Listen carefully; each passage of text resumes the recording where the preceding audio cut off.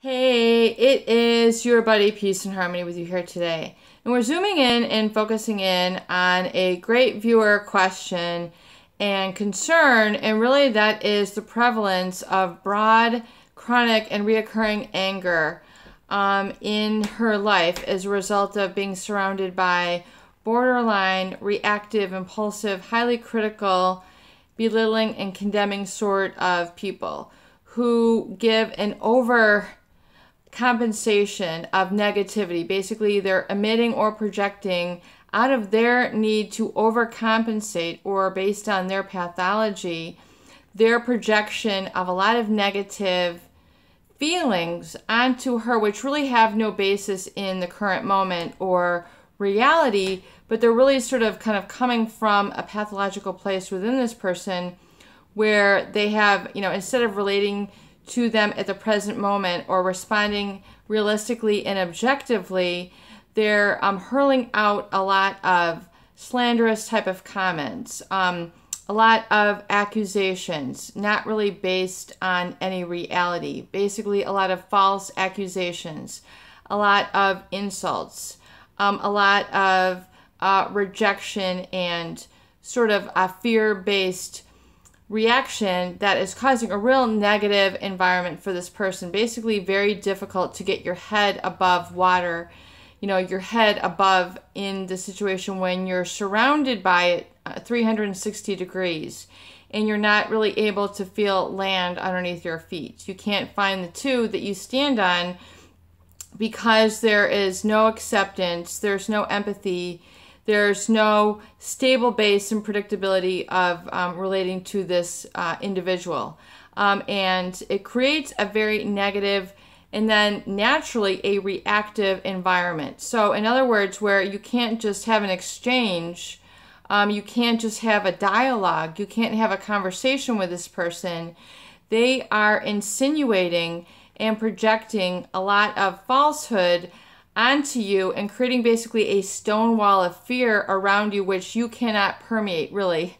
You can be in the room with them, you can be on the phone with them, but there's not really a dialogue. There's not really a window with which you can kind of speak within. And there is no validation of her needs, her feelings. So basically it is like trying to speak in a soundproof room, basically, where you can present realistically, you can present logically, you can present objectively, and really have logical sort of presentation of the situation at hand, where we're just discussing this. This would be good for the family, this would be good for the workplace, this would be good for our family, this would be good for our relationship, this would be good for the profession, this would be good for the business. So you're laying out something very normal, natural, common sense, and yet this is not received. There's no validation,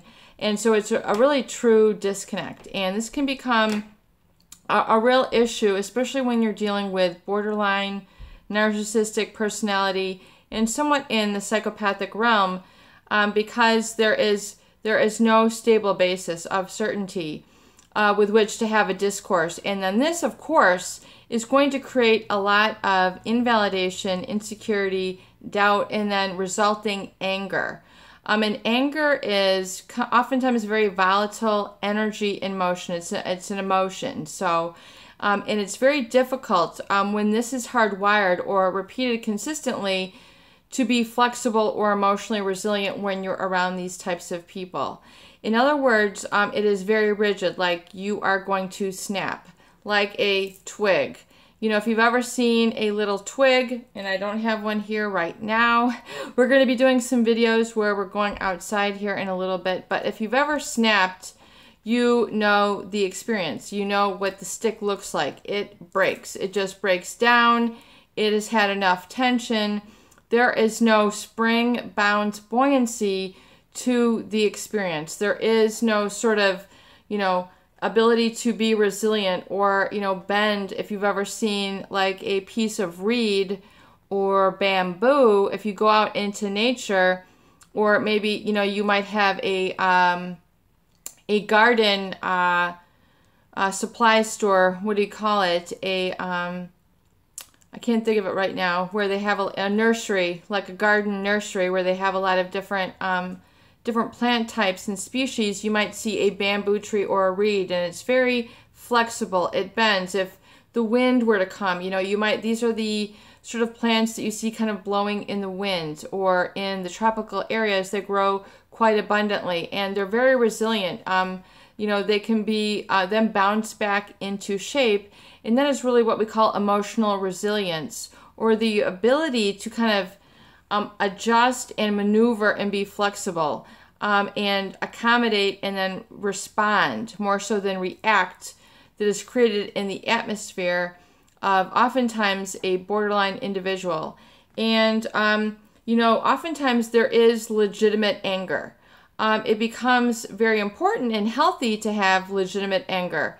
I don't deserve this. I don't deserve these false accusations. I don't deserve to be met with a lot of pathological lying. I don't deserve to be met with blindness to all that I have contributed. I don't deserve to be met with rejection and hostile comments when they're really not founded on anything in this present moment or reality. So this can create an anger, which is a sort of defense mechanism that the body will engage in as a sort of fight or flight, a self-preservation mechanism. This is natural and normal and built in and ingrained within a person. So, of course, there is going to be that button pushing, but it becomes an issue, life disruptive, when your anger is now seething, when it is out of control, when it is becoming really sort of boundless, meaning it has no end. It's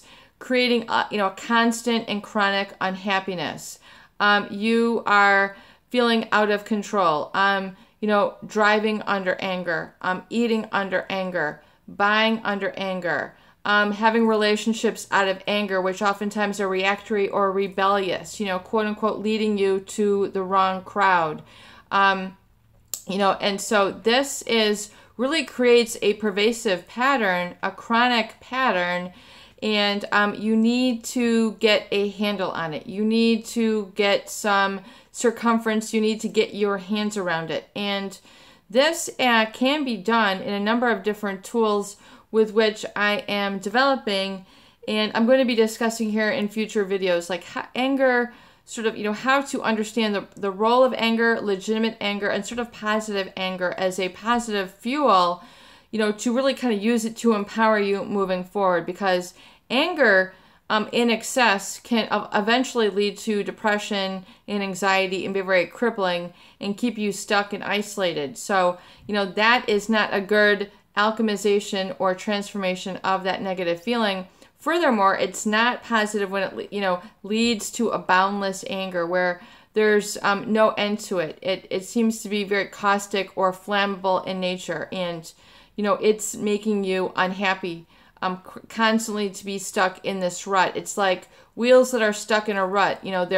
They just seem to dig deeper and deeper. If you were in like a truck in mud, you need some assistance and support. So it's really important, when you're going through this, to have a support system, to not just indulge in this anger or indulge in this depression or anxiety, where basically you just sulk.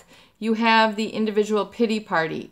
Your life is now becoming a pity party, where basically, all your underlying subconscious is based in feeling sorry for yourself, or feeling anger at the world or this individual because you did not get your needs met. And this is a reality. And this needs to become acknowledged and then furthermore embraced. And come to terms with, okay, this developmental need for me was not met. I did not feel safe. I did not feel attended to. I did not feel acknowledged. I did not feel validated. I was not accepted and praised. These are very important in childhood or relationship experiences. I did not have the guidance and protection that I needed. And this kept me kind of at a lower sort of underdeveloped state where now I'm underemployed. I'm, I'm underfulfilled. I'm, furthermore, indulging in a lot of this negative spectrum of feelings. And I need to now kind of take it to the next level. It's time for me to grow and expand within. And so sometimes, if you don't have the proper legitimate anger to say, you know what, enough is enough. I'm now shaking this off, or I'm breaking through this very dense cocoon. And instead of it being a rigid sort of pattern that has now kind of painted me into a corner, or, kind of kept me in a stranglehold in my life, I'm now going to crack through this little by little.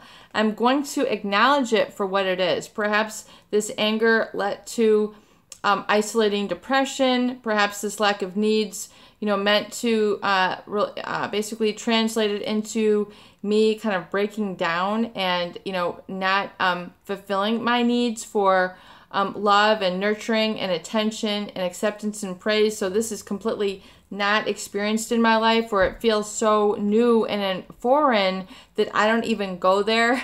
I don't even seek it out. I don't even know what it is. I'm holding myself back from it. Like, it's just really like a cocoon. If you've ever seen a butterfly cocoon, or it's almost like a wasp nest where you're just encased in these many areas then of resultant, depression, anxiety, but, perhaps, originally resulted from lack of your needs being met, or like, just creating a lot of anger. So I would encourage you to break through this very, either this anger, if it's excessive, to engage in, emotional resilience, meaning being more like, instead of being rigid, tense, and angry, to relax, to come into a relaxed body.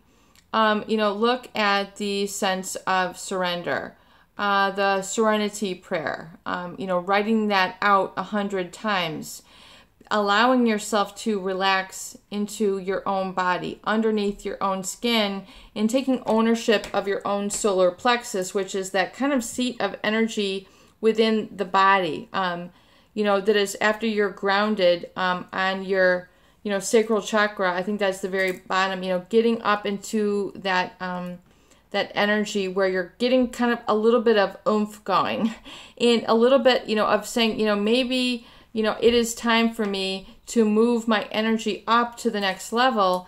And if it's become very anger and very, sort of grounded in this really sort of base emotion where it's not looking pretty, or it's looking very stifled and stuck, get into the concept and validate and surround yourself now with images that remind you of resilience. So getting a magazine, or getting even a bamboo plant, a picture of, these, or go out for a walk and just begin to feel some of the different shrubbery or plants around you, and see what is rigid, which is very much like anger. See what is resilient, which is very much more like bamboo or reeds or the tall grasses that you might see, and begin to really sort of anchor and tie your emotional resilience to be more like that bamboo, or those tall reeds or those tall grasses, where basically, you're kind of lightening up a little bit. You're,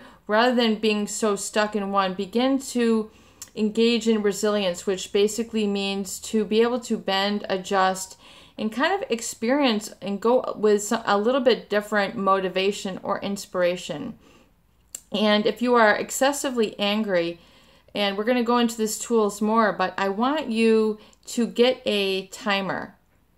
If you've seen a timer like a baking timer, you can get that and like set the timer for yourself to be angry for like maybe, 15 minutes. If you're angry like all day, set the, if you're chronically angry, like you just have anger and rebellion going out throughout your day, through your work, through your driving, it has become out of control. The first is kind of looking at it, and becoming aware of it, like a projector on a screen, and going like, God, I don't want that to be me. I don't want that to be my life. I don't want to be angry in the kitchen, the bath, the workplace, etc.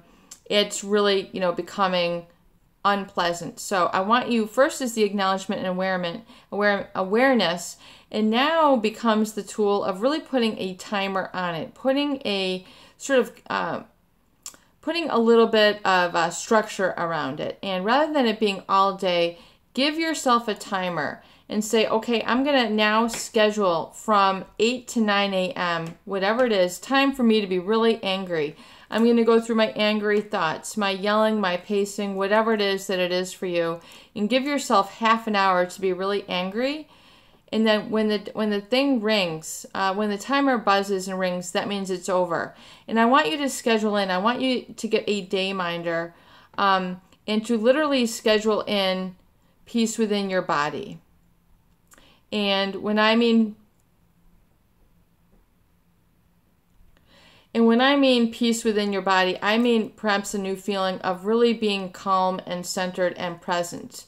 And if your flip emotion though is anxiety or depression, I want you to give yourself a timer maybe of a half an hour or an hour to sulk, do the pity party, be depressed, be anxious, be stuck on the couch. When the timer goes off, I want you to have scheduled some happy time where you actually begin to create an inspiration, or I don't want to say force yourself, but transition yourself into that positive emotion. And I want you to write happy time in your calendar. And I'm going to give you an example here in a little bit. Where you schedule in happy time. And I want to show it to you, and I would get up from the camera, but I don't want to just leave you without here. But I want you to schedule in happy time and put a smiley face. And if you don't know what that is okay. Just by drawing this in, by virtue of you writing this out, Providence will work in your favor. Basically, you're setting a command to the subconscious mind to actually go there. And even though you don't know what it is, that's the surprise and that is the miracle. And because once you write in happy time, you schedule it as if you were scheduling an appointment, a job, a job task, happy time, you need to schedule your emotions. And even if it's new for a half an hour, I want you to do that. And your body will automatically kind of flip into that mode once you are able to write it down. There is a miracle. There's a certain kinesthetic transformation and real miraculous change that once you write it, it brings it into reality. It brings it into that quantum field. It brings it into that command of calling forth that experience. So even though you don't know what it is, that is okay. That's the beauty of it. That's the beauty of your ability of your higher consciousness, that higher intelligence, God, the quantum field, the energy, the information to come into, and you invite it into your life in that space within that moment. And so this is something I want you to take control of and a handle over. And so, and begin to learn that transformation and that emotional mastery, and we're going to really blow this out and really expand upon it. And of course, I do have a lot written down, but I want you to understand the role of legitimate anger or depression, but getting it into the place where you understand that it has a fuel to transform energy into motion into the more positive state, which perhaps you've been missing out, which is the experience of happiness, joy, bliss, fulfillment, peace, acceptance, praise, the sort of stable base of love, nurturing, affection, and taking it to the next level and scheduling in this next level. And I want you to do this every day. And I apologize if this video is going long, and I'm going to give a concrete, solid example here in just a moment, but I want you to schedule this in. And even if you go to a job, you have your family, you have your other obligations, this can also be scheduled and alongside your other everyday activities. And I want you to refer to it. If you feel that this is odd, excellent. You are on the right path. You are now taking this healing into your hands, and you're now taking the quantum field into your hands, and you're now allowing yourself for that radical action and radical change that can come and alchemize the very chemicals that permeate within your body. And this is basically the healing and the miracle that you're looking for. You need to schedule it in so you can be open and allow your senses, basically your heightened senses, to receive and bring it in, and alchemize those negative feelings, whether it's these, severe and intense anger, chronic anger, excessive depression. You fit in what has been holding you back. It could be, the excessive fear. It could be the excessive, brainwashing or gaslighting. It could be the excessive social anxiety. You can kind of plug in these different things that have been holding you back, and then schedule in the counteracting positive emotions into your calendar. But realize the legitimacy, the importance of that negative feeling, and it's trying to drive you into the more positive. You just need to know how to attend to it, become aware of it, and then use the tools that we've just presented to alchemize it and allow it to take you to that next level, perhaps which you have never seen or experienced before in your life. It's time to make it happen. Peace and harmony with you here today, and I hope that these videos do help. Please share and please subscribe for more great tools, videos, discussion, and support.